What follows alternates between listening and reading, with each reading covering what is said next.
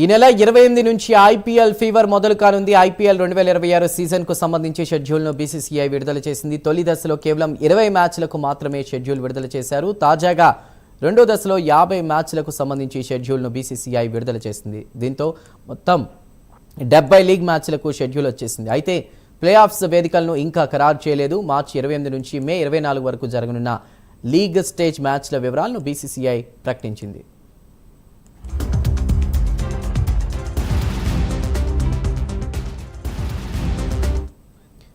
మొదటి మ్యాచ్ బెంగళూరు హైదరాబాద్ మధ్య జరగబోతోంది.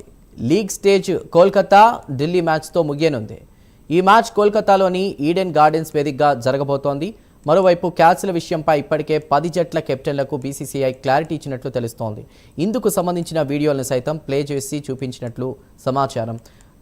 క్లాజ్ 33.3 ప్రకారం బంతిపై ఫీల్డర్కు పూర్తి నియంత్రణ వచ్చినట్లు అంపైర్లు భావిస్తేనే అవుట్ ఇవ్వడం జరుగుతుందని బీసీసీఐ స్పష్టం చేసినట్లు తెలుస్తోంది. ఇందుకు ఉదాహరణగా గత టీ20 వరల్డ్ కప్లో చర్చకు దారితీసిన క్యాచ్ల వీడియోలను బీసీసీఐ ప్రదర్శించింది.